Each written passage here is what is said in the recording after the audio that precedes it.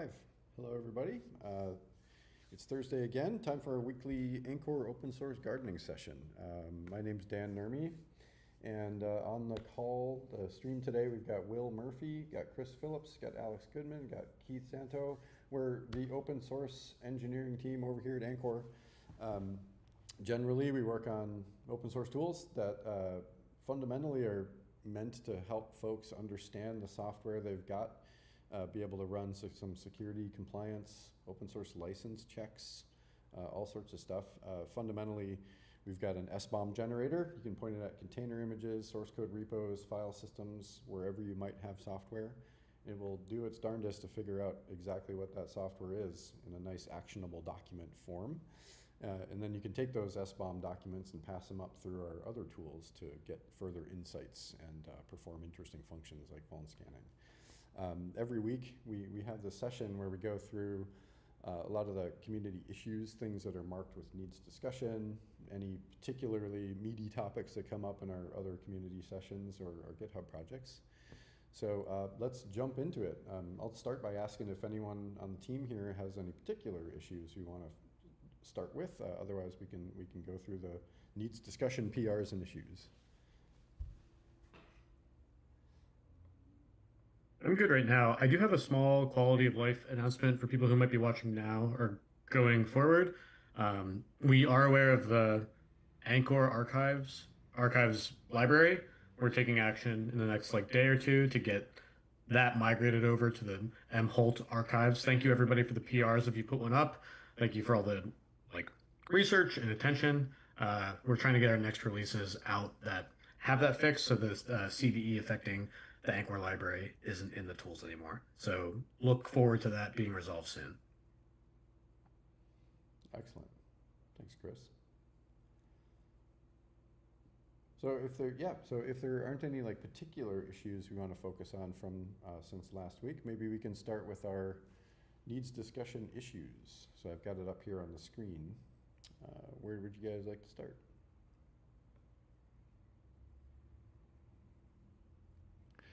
See, I think we chatted about the multiple occurrences of the same library last time, right? Yeah. I think so. Yeah, and the get ignore. I know we've discussed about that. I don't know if it's been updated since we discussed it.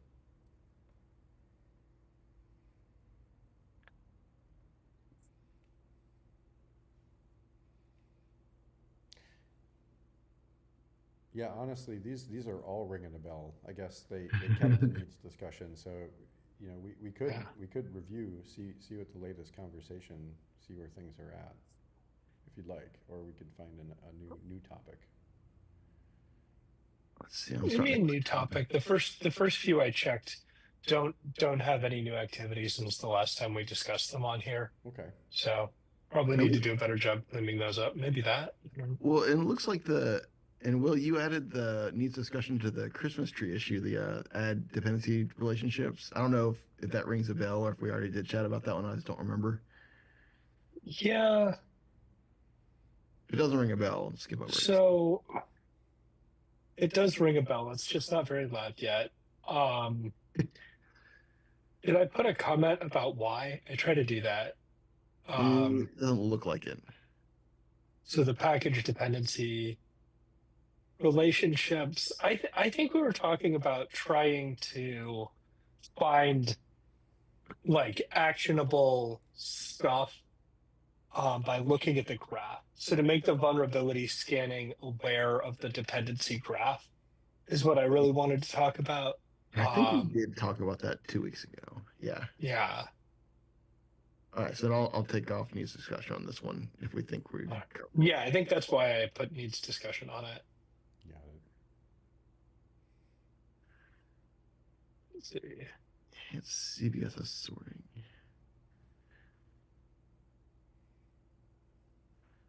What about we talked about that. I think that's the where Grype DB has to make the simplifying assumption of saying okay, there's all these different vectors that claim to describe how bad the CV is in different ways, and we just sort of have to pick a string. Keith had added, or Alex, you added needs discussion to invoke known tools to gather build time dependency information. Did, huh? That looks like it, yeah. Taking a look. Oh, October. Now I'll take it off because I don't. Yeah, I don't think I have anything on this. So. Okay, maybe the Java packaging one. I think we've definitely talked about this one in the past month or so. Okay. I'll take off the needs discussion on that one. To move on to the next page, what do we got? We probably haven't gotten down to this. I think those both look kind of familiar to me. So I think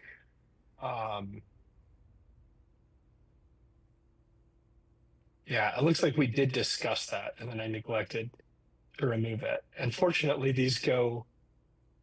the video gets posted, so I can go watch the discussion link that I posted to learn what I said about it, because I don't remember. Yeah. And I think we've talked about by CVE quite a bit.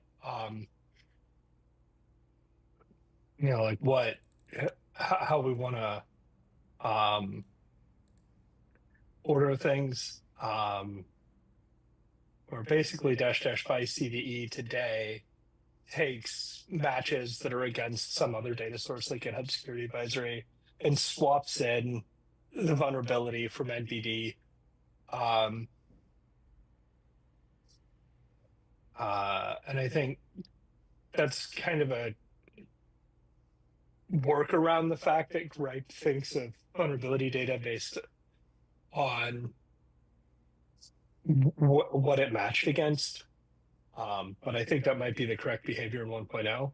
But I think we've talked about this some. I don't know that this is a rich topic for today. Anybody want to talk about this? I'm not against it, so I'm pulling that one up now. Let's see. Yeah, I mean, there's, and I think some incantation of talking about this, we kind of even simplified it further, where it's just dash by, and then you can put in, EUVD, CVE, etc. Like, multiple, a thing or multiple things. And it's been added to the Grype 1.0 milestone to like think about it during the planning for the feature set for Grype 1.0. But yeah, it hasn't really been tackled yet. The things that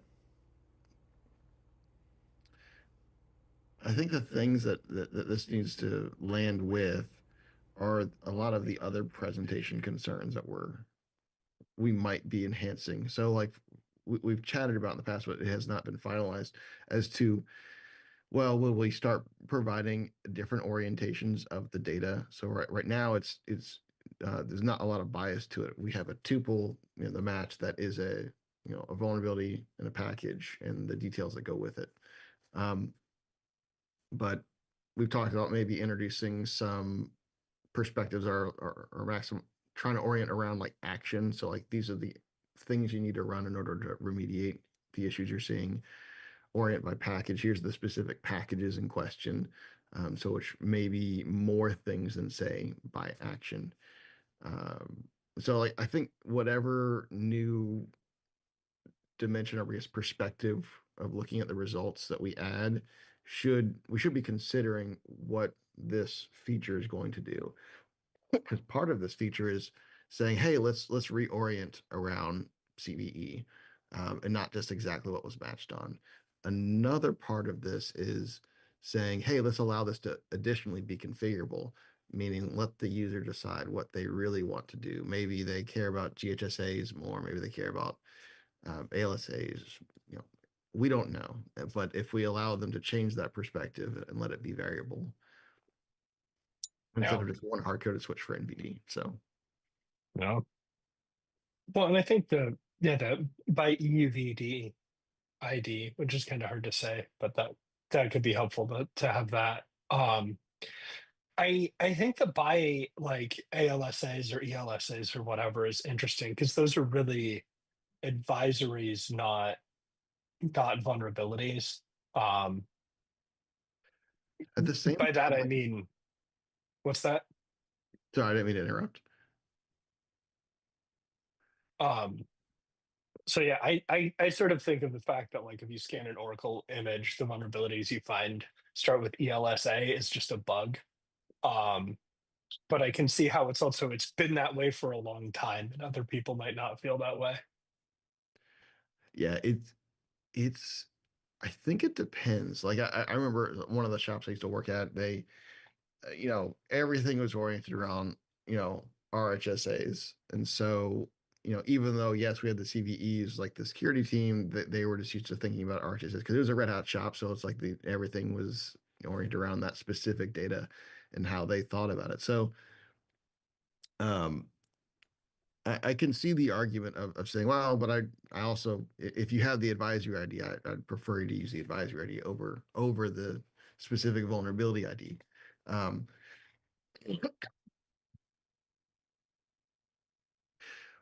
I think it gets more challenging, honestly, because we have, like, right now we're, let's say just take our JSON output today. Our JSON output is a tuple between vulnerability and artifact, and it's combining those two things together. And so like, and this is where I think the debate might come into play. Like, what is a vulnerability versus what is a advisory?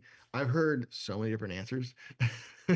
um, like I tend to think of it as a vulnerability as like the canonical source of truth for how software um, can be taken advantage of, whereas an advisory is context around that. It's they're usually referencing some vulnerability in the context of an environment or in the context of a software ecosystem or in the context of their distro, etc.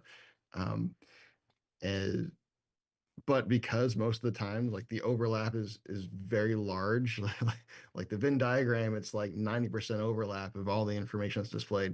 If you blur your eyes, like an advisory and a vulnerability can look very much the same. Right. I think, and maybe by advisory, I think that like right now, sort of the default view is by match, right? But we could also see it's by vulnerability, which gives a list of package. We could say it's by advisory. We could say it's by package. Um, so yeah, there's not really one table view, right? Because there's a bunch of different things we could use for the row or for the column. Um, When Go we ahead, Chris. when we use the known advisory and that like by advisory, is that a one-to-one of all of our provider sources? So if I just said by CVE, that is a type of advisory from VD, or if I said by advisory GHSA, I get all the GHSAs, and when that points to the GitHub provider, like in what So case is that like a one-to-many, or is that always going to be I one-to-one? I am in my head, I really want advisory to have a really specific meaning, Right. right? So an advisory is a vendor telling you a software was fixed, right? So like Alma Linux has ALSAs, which are Alma Linux security advisories. And these are records that say the following RPMs have been patched due to the following CVEs.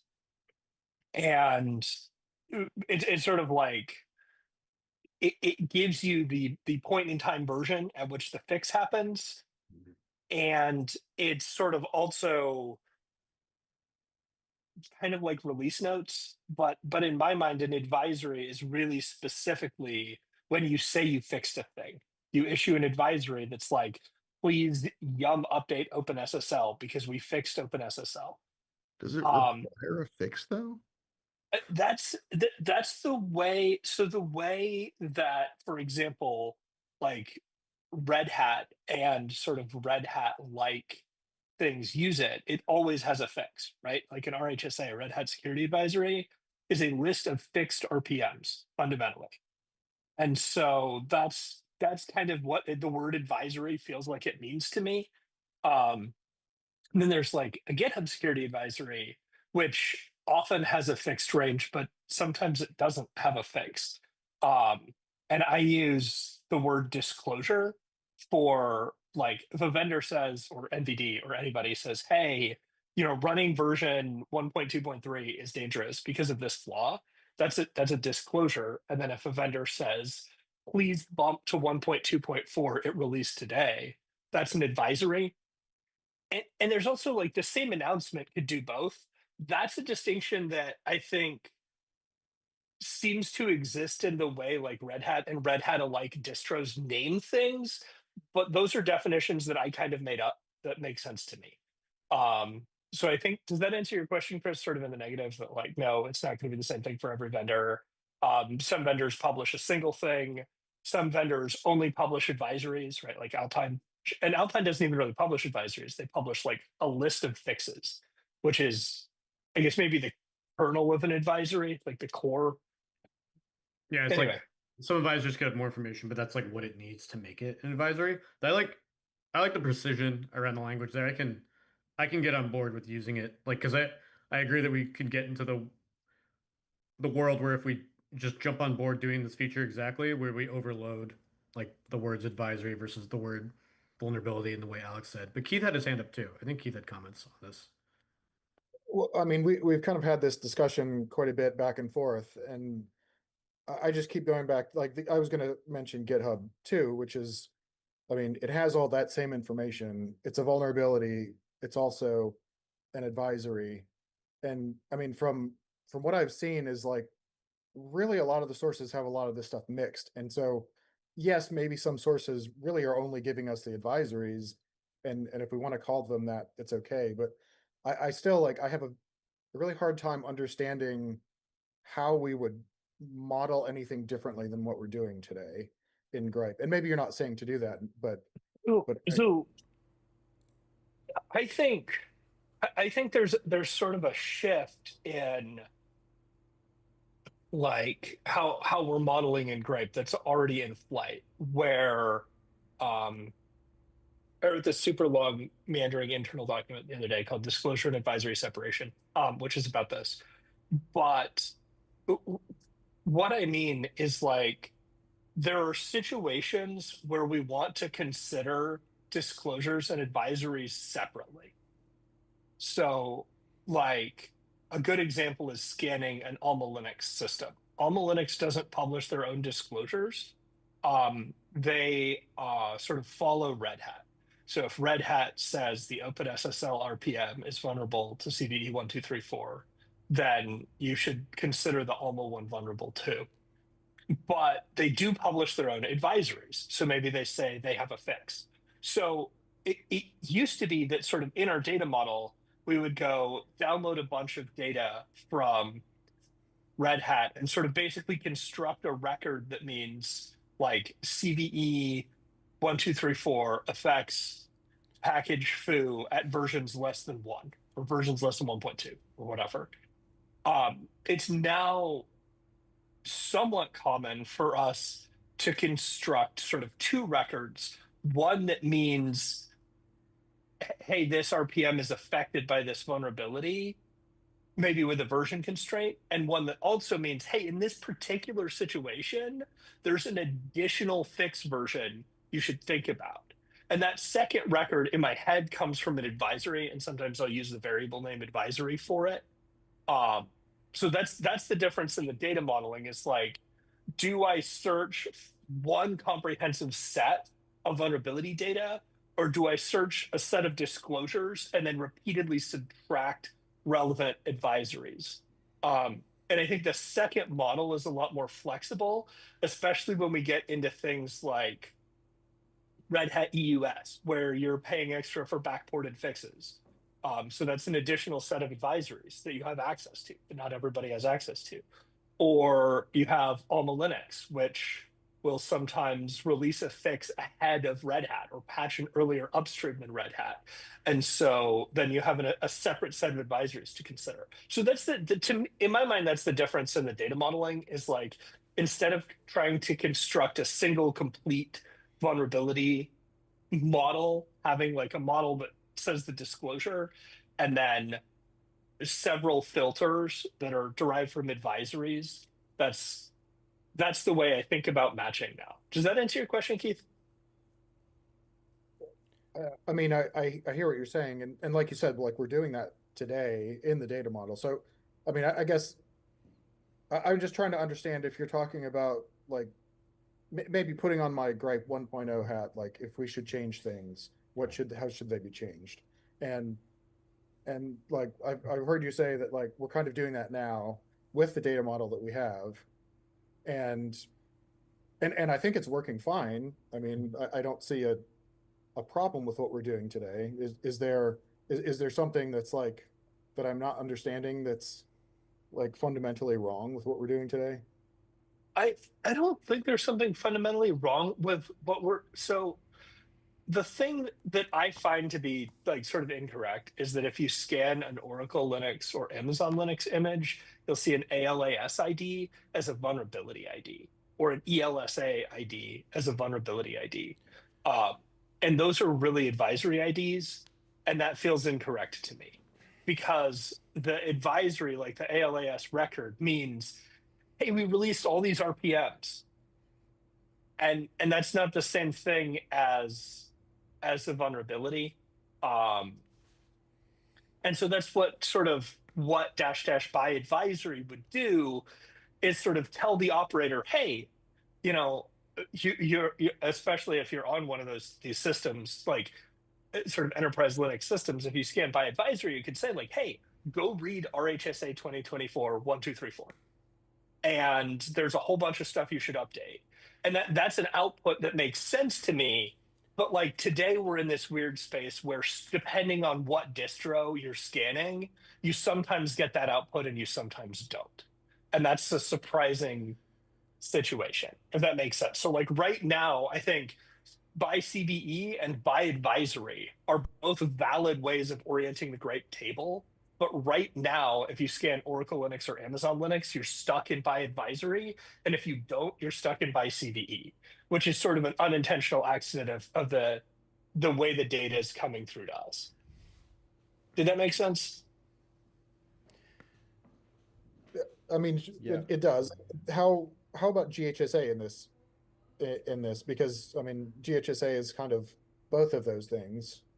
It is. And I think that I think, yeah, so that's a good question. If we go to the user's perspective, sometimes it depends sort of um what they want the user to um like what the user wants to do. So like sometimes people are they're scanning an image and they find some GHSAs and they have some regulatory framework where they like only NVD has the real metadata, right? So like it doesn't matter what severity GitHub says this vulnerability has. They're required to remediate in 30 days for high and 90 days for medium or whatever based on what NVD says. And so in that case, they're passing by CVE because not to sort of reorient the matches or change what rows they see, but just to swap out the metadata so that the matches they do see are from a different system of record. Um, I think GitHub is like it's kind of unique because they're not exactly the package vendor, right? If GitHub is telling you to npm update something, it's not the same as as RPM telling you to yum update something. It's like a little bit different. And GHSAs are kind of both a disclosure and an advisory, and they have advisory in the name. So I don't have a great answer for you, Keith. Yeah, it's a very interesting topic. I mean, I'll be honest, where this discussion puts my head is kind of like what Keith was saying. This is a good meaty Grype 1.0 situation, right? Because I actually kind of step back and say, well, feels like there's a model here that is more abstract, where it's like, well, fundamentally, if you step back and say like, what is this tool showing you? It's supposed to be showing like you've got this software, there's a platonic or abstract notion of, is this software vulnerable or not? And if so, how does the world describe that vulnerability? NVD says this and they give it a CVE ID. Alma Linux says that and there's an advisory. Red Hat says the other. Debian says nothing. Alpine says nothing. GitHub says something else. Right? And I mean, that's kind of like a corpus of information where it's basically like all of these different things are describing the same abstract vulnerability. And with that model, it seems like some of these questions start to fall out in a slightly different way. Like next level down is, how did the tool determine that the software in place has that abstract vulnerability? It's like, well, because these two had enough information in them for us to make a match. These other two didn't, but the information's still there. They're talking about the same vulnerability. Fine. Next level down, because of my type and whatever, like which ones tell me about a fix? Here's that information. And then the orientation around a user saying, I want to look at the abstract vulnerabilities and understand their primary identifier as a CVE ID is kind of irrelevant. Then it's all presentation because the information's all there about the vulnerability itself being abstracted away from whether or not CVE was used to match, but rather just what's shown on the screen. I'm not trying to trivialize it. It's just that's kind of where my head goes in these discussions to try to figure out if there's a model here that has more of a perspective that the vulnerability is an abstract concept rather than something specific. I mean, that is like, I would say fairly close to my mental model of the world in a lot of ways, which is there are a bunch of different records from a bunch of different disparate data sources, and they all really fundamentally are referring to the same thing. There may be, one refers to multiple things or whatever, but some portion of that data is referring to the same thing. And it sort of seems to me like, I'm not saying that we should do this, but we could say, give me this CVE, and we could amalgamate all of the different information, including the source that it came from, and then potentially use that to do some type of operation, right? Like maybe we don't ever want to trust, I don't know, NVD fix versions because we kind of make those up, or whatever, whatever that thing is. We would then have like some record that has a bunch more stuff that we could, be a little more intelligent about using to determine whether we have something that matches or don't. And I guess like fundamentally to me that it seems like there's like the uses of the two things for sure are different, right? Like one is specifying fixed information, and another one might not be specifying fixed information at all. Mm-hmm. Right. But like if we had a way to sort of merge those together into some meaningful record, then it would be very easy to just say, oh, give me the CVE oriented results, or give me the GHSA oriented results, or or something else, because we'd already done the work to associate the things together that really were talking about the same thing. Yeah. I think to stay on the theme of abstract modeling, I think there's basically sort of two things that happen, right? A vulnerability gets discovered and disclosed, right? The security researcher finds it and files a bug report, or somebody posts on OpenWall or Hacker News or whatever happens. And then that state continues, and then there's one or more like suppliers of software will create a fix. And so I think there are sort of, in my mind, the sort of abstract matching machine is this software like vulnerable, like disclosed but not fixed? That's sort of the abstract thing. And so yeah, in that sense, like which part of the equation was supplied by which record is kind of an implementation detail. But I really like I really want the matching to move more in a direction of less like we have this super smart object that knows everything about all the version constraints already, and more in a direction of software is vulnerable if the vulnerability is disclosed and the vulnerability is not patched. That's what we mean when we say the software is vulnerable. And then like which patches we think about is as where modeling advisories comes in. So an interesting example is on a Linux distro where you might have like a match like an RPM that pulls in like a node package or a Ruby gem or something. Um, the distro vendor may have patched that code so that it doesn't have a CVE. And so then you'll have a different fixed version between GitHub and say, Red Hat or something. And I think it would be really nice if the sort of different queries could all weigh in. And we say like, okay, so I have a disclosure from NVD, Red Hat, and GitHub, and I have a fix at a later version from GitHub, and I have a fix in an earlier version from Red Hat. But NCOS release says we're on Red Hat and it's an RPM. So I'm going to consider the fix applicable and rule the package is not vulnerable. That's sort of like fan out, fan in is something that I hope Grype can do a little bit more, because we get to write business rules where like a search miss has a different weight than a ruling of fixed. Like right now, Grype sort of emits a match or doesn't. And it would be interesting to say like found no disclosures is a different outcome than found a disclosure and a known patch. But anyway, I feel like I've wandered really, really far from this particular issue. Are we done talking about this? Well, I think I said at the top of this that, vulnerability versus advisory is a bit of a religious debate. So, I foreshadowed this. Yeah. Well, and I hope it's not, I think, yeah, it's just, and I would love for somebody to like,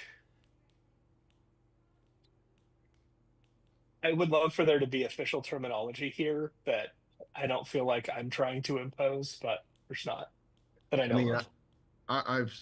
I've sought for it. I've not found something specific enough and authoritative enough to make me happy. I mean, because all we've talked about a lot of different corners in education in this conversation that I think all apply. And for me, when I try to think about the verbiage being told to the end user in like a JSON document, this is where I get it starts to really resonate, or starts to feel dissonant when like today we have in the match object, vulnerability is the first thing in there with this sub object. And so like if we think we're going to orient around advisory, well, does that noun change to advisory? Like there's stuff there that doesn't that's dissonant, right? Like if we're saying I'm going to change from one thing to the next, but the noun and like the structure of the document doesn't change, that's something feels wrong. So like I still think there's a lot here to figure out, and that's why I feel like a lot of the presentation enhancements we want to do are tied to this. I think so. So in other words, keeping this like V0 Grype 1.0 document, makes sense no matter what feature we do. We want to keep that but be able to go forward with like a V1 set of JSON shapes that like can account for these nuances, like. And it could be that we go into the advisory disclosure realm where like those are broken out directly. It could be that it's something else. I mean, for thinking about it from the matching perspective, like the disclosure advisory separation like highly resonates on like the matching realm. It's like being able to, because that helped out with EUS, like getting that feature set in tremendously, like being able to say, oh, well, I want to query by these things, and they're we didn't have to change the database model at all to do this. So we were able to express what we had today, to Keith's point. But to Will's point, like the way that we thought about it when we were writing that high level code was like, okay, I'm searching for these disclosures and I'm searching for these fixes. So I think I kind of both of you are right, and all corners of this are kind of interesting, somewhat unsolved.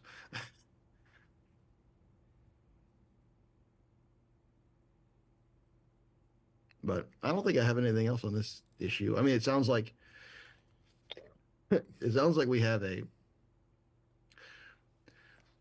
This is still tied to the Grype 1.0 milestone. We still have a lot to figure out there. But the things that are blocking Grype 1.0 right now are unrelated to these kinds of features.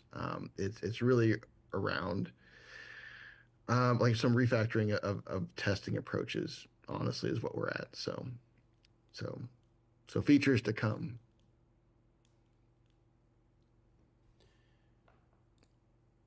Anybody got anything else on this one? I don't think so. Okay, definitely meaty topic. Like we chewed on that one. Although I feel like its state probably hasn't changed. It probably No, I'll put in a little summary of what we chatted about, though. Yeah, it still needs discussion, but that discussion is, there's quite a few things like kind of related to Grype 1.0 before the discussion becomes actionable, right? Is this one to the point where we could, change it to like a needs proposal or some type of thing? So, Yeah. instead of just pontificating over and Yeah. over about different ideas, somebody comes with like some concrete code to look at and see if we, or just JSON schema or whatever the thing is to kind of like describe next steps. Yeah, that's a good idea. Yeah, it looks like. I'll write up the little summary. So cool. Excellent. Okay, well, that was the end of our needs discussion issues. Maybe we can move on over to the PRs.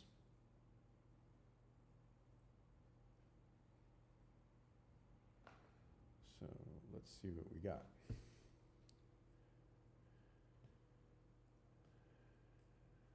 Add basic VEX support.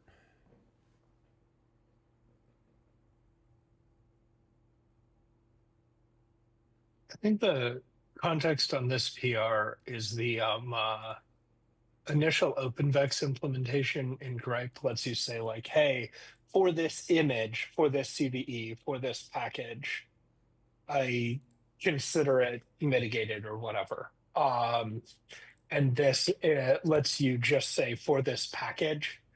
I think is the change there? I haven't looked at it recently. Alex, it looks like you. Oh, sorry. I was typing the summary of the last one. That's all right.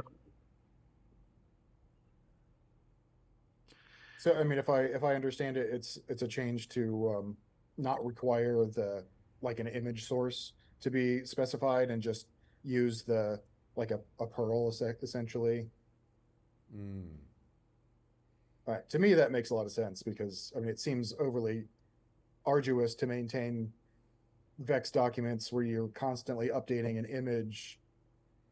Right. What it is, right? I mean, it's like, and yeah, I could sort of see why it was that way initially, because especially if you're saying like inline mitigations exist, it's not really a property of the package, right? That's a property of how you're deploying it. It looks like maybe this timed out, like this was approved and then didn't get in before it needed a rebase, and then so it might be that we could just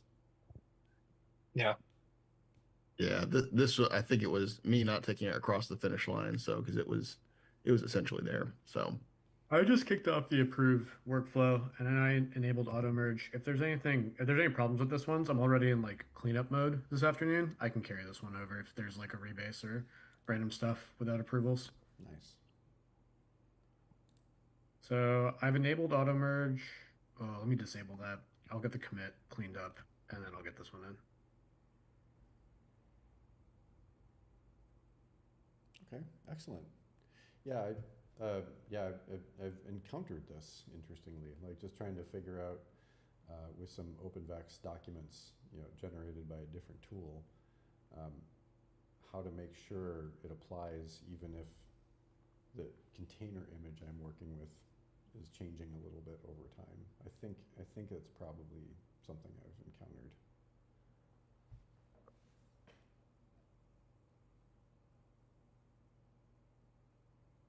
That's a great one.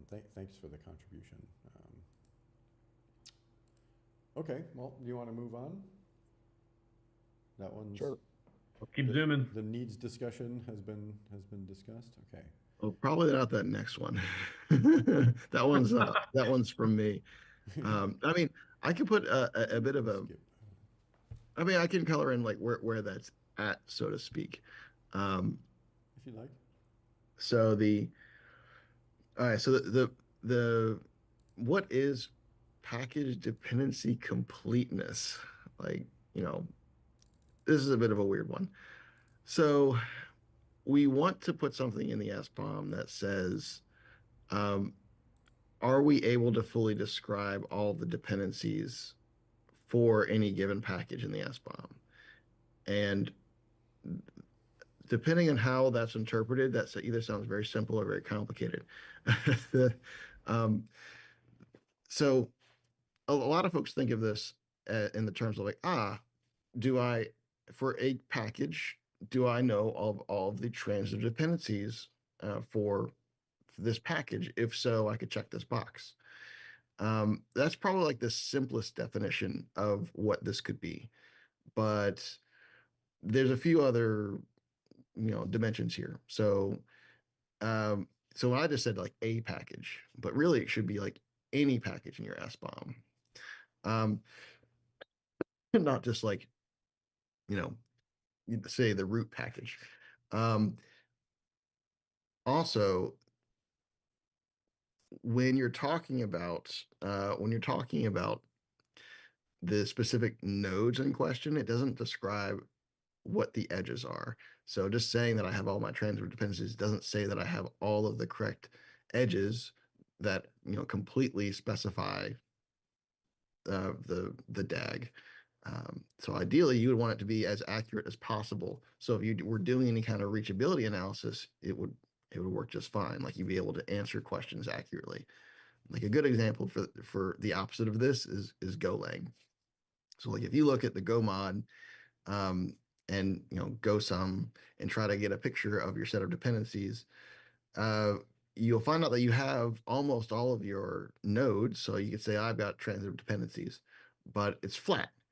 You have essentially an edge going from your like the package that is the root package in your SBOM, going to every single node in every single other package, which is not great because it doesn't tell you what pulled in which packages. There is, oddly enough, a like declaration of what is direct versus indirect, and so you can kind of know this is a direct dependency versus this is a dependency that was pulled in by some other dependency, like transitively.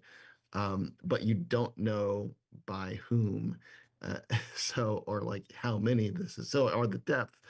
So like that's what this whole PR is supposed to be trying to encapsulate is we want to be able to, for any package in your SBOM, say yes for all of the nodes underneath this, all of the dependencies underneath this. They're fully described, they're partially described, or they're not described at all, or we make no claim. In the same sense, we want to be able to describe the edges in the sense of like it's completely described, or we have something that's lossy about it, say it's flat, or we have no edges, so we only have node information. We've had a lot of debates here about what is the right way to describe that in the JSON document. We didn't come to a conclusion. This actually has been shelved for the meantime, until we come up with a better proposal for that. Now I'm going to hit pause on like the PR itself and kind of, I guess, foreshadow another thing coming out. So we have a doc site that's landing for the tools pretty soon. And part of that is being able to describe the capabilities for like all of the catalogers and SIFs. So there's, dozens, and they all have various levels of, do they find transitive dependencies? Do they find relationships or not? And what's the topology, et cetera? And so we have the kind of the same problem. Like we wanted to be able to say, well, okay, for each cataloger, are they capable of finding transitive dependencies? Is that not applicable in the ecosystem? If they do find all the nodes, like what is the qualification of the edges too? And so there's the doc side is actually going to be driven by a subcommand in Syft that's going to be landing hopefully in the next week or two. No, knock on wood. uh, um, that can describe these things. So, popping way off the stack, I kind of hope that whenever that does land, and there is some ability to describe that in Syft, that Syft can use that inherent ability to encode that into SBOM documents as well. Meaning, if I'm using this cataloger to find these things, like, so I say cataloger X to find packages, we should be able to use the same descriptions that we're using to describe capabilities in our doc site to be able to say, well, in this SBOM, this is the current state of capabilities for this cataloger. So we should be able to say, well, now the SBOM can have, here's the description of the nodes, they're complete. Here's the description of the edges, they're complete, etc. But we haven't solved the how that should be displayed in the JSON document yet, I'll say. So I probably can't say TLDR. That's the very long summary of this PR and where it's at, but it's kind of interesting too. So I don't know if anybody had any other commentary on this one or questions or. I would only note one thing, which is, I think we've kind of talked about this a little bit, but SPDX3 does have this information in its data model. And the way that it works is the relationships are one to many. So each of those relationship nodes that contain multiple things can have, indication whether it's a full or, whatever the thing is. But since we have like a one-to-one set of relationships, it does make it a little bit more challenging for us. I wonder if it's something that would help us to move towards a Syft 2 or maybe have some additional thing that we can output too. Yeah, I do like it's a clever ontology answer to the question of being able to say, like, I can say zero to many, a relationship, I think, was like one of the things that we were trying to understand. And it, and it's described on the edge, right? It's Right. Yeah. Yeah, which is a kind of a clever way to solve that problem. Um, I Yeah, I think for some of, I don't know, I'm still torn. So in this one sense, I feel like it's easy to ask questions about um, things about a package from properties on that package. So in other words, if I want to know, like, have you captured all transfer dependencies for this package? Yes or no. If I, select JQ select, get to the package and get a field out, I can get a yes or a no. That's like conceptually simple. But if I have any more indirection than that, it gets more complicated for an end user to be able to reason about it. It's an elegant way to describe it. But so say I had, okay, does this package, um, you know, have all transfer dependencies in this ecosystem? I'd have to go and find that node, get the ID, and then go find the edges where that's described, and then find where the types or the annotations on that edge are, one of the things I would have expected it to be. Like, and I have to go review that in SPDX3 again, but that's like the one thing that makes me hesitate on like on doing that verbatim thing. But I do remember, like, it was one of those, like, oh, it's a really elegant way to to describe that. So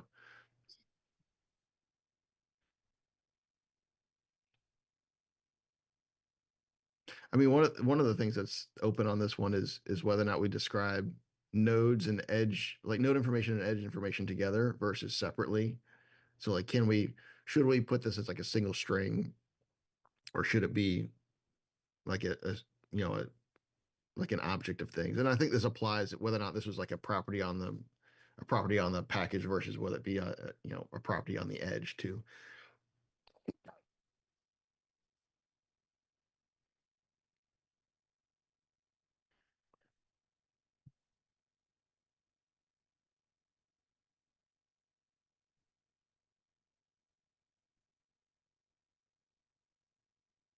Well, we could probably take Neat's discussion off of this one too.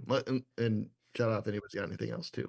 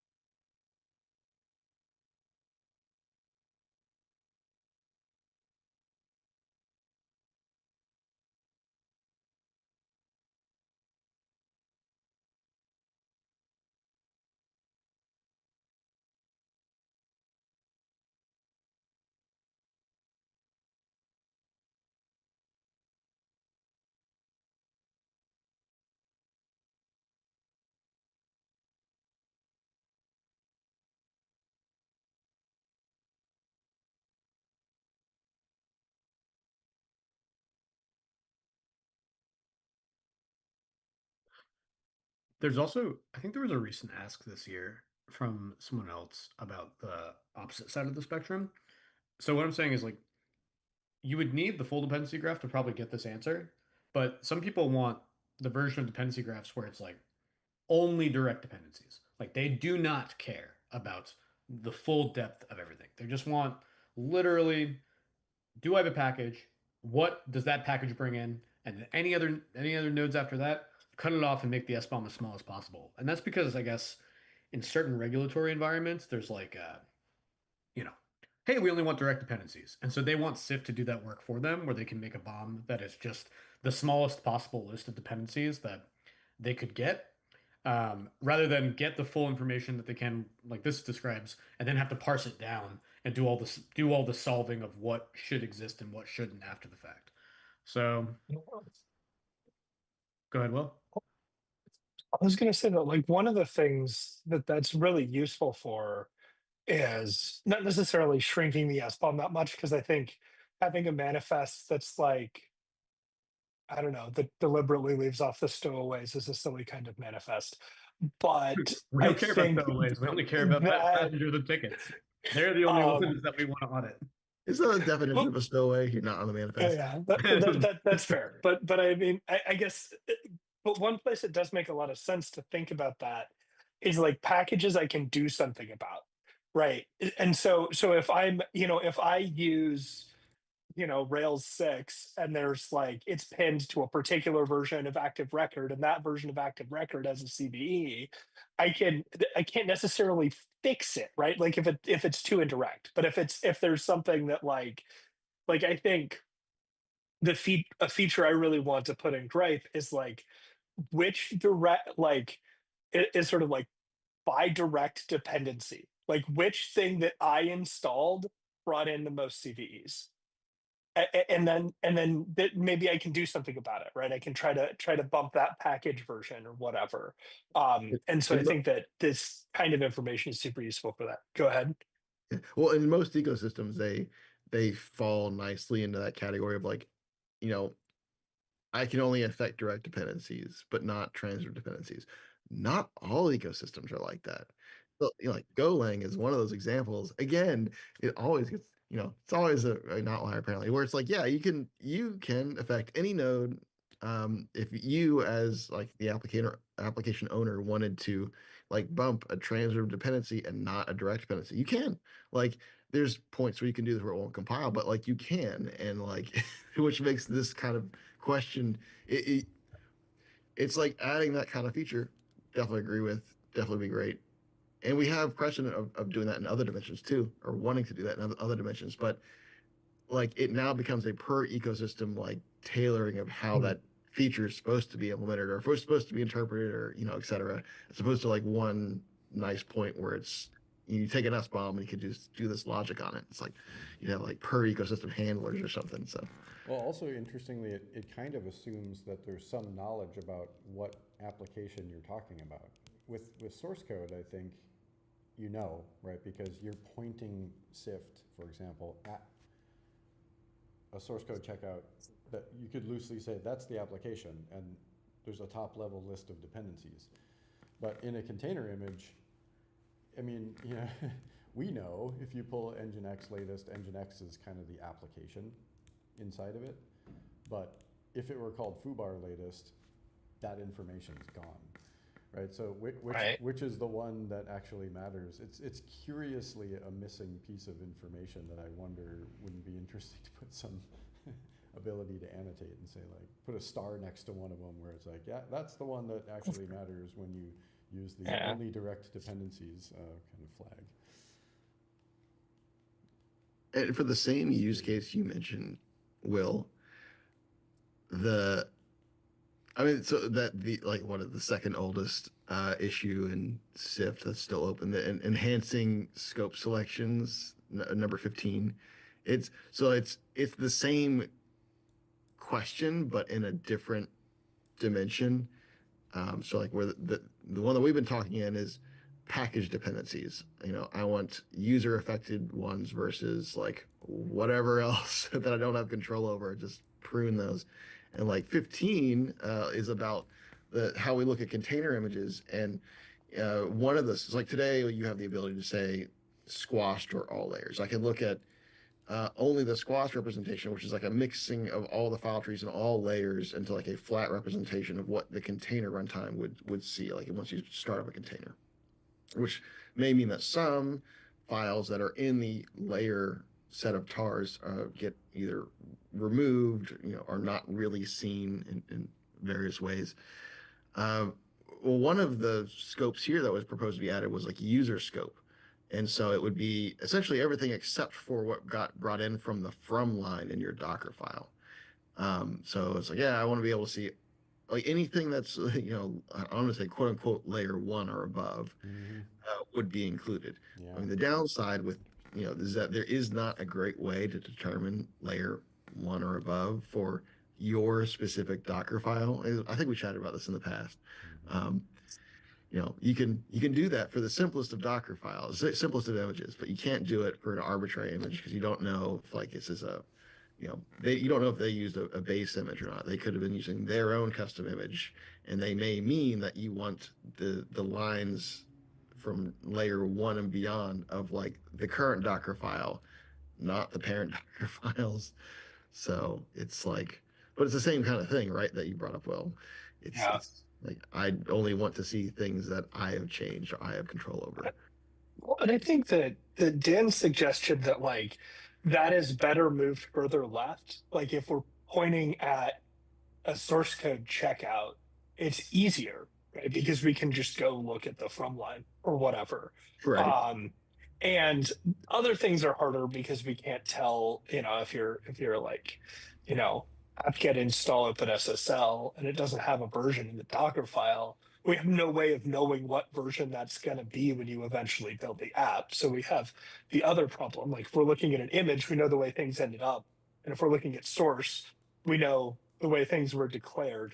It'd be cool to know both. Maybe we should have like a both, like, scan a source checkout where make release has been run and all the artifacts are present or something, and We sort of should, correlate it.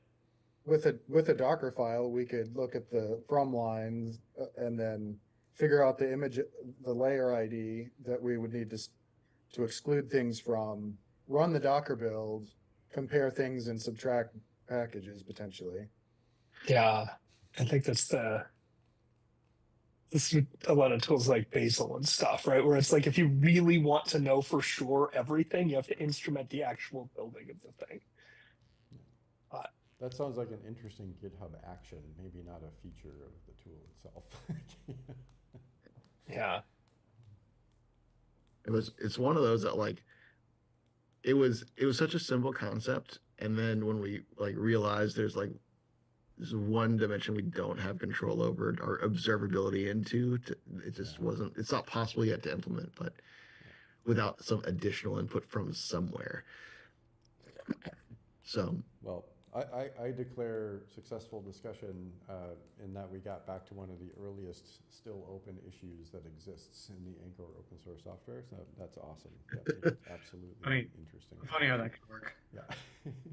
I keep bringing up this issue because I hope somebody figures it out. But with that, we are at time, so I think maybe we'll wrap up the live stream today, unless anyone has any closing comments. I think that was fairly wrapped on this one. Very interesting topic, though. So with that, I think we'll sign off for now. Thank you all, everybody, again for joining and the open source Anchore team. We'll see you next week and talk more Syft, Grype, Grant, and everything SBOM and vulnerability scanning. Thanks all. Have a great week. Cool. Bye now. Cheers.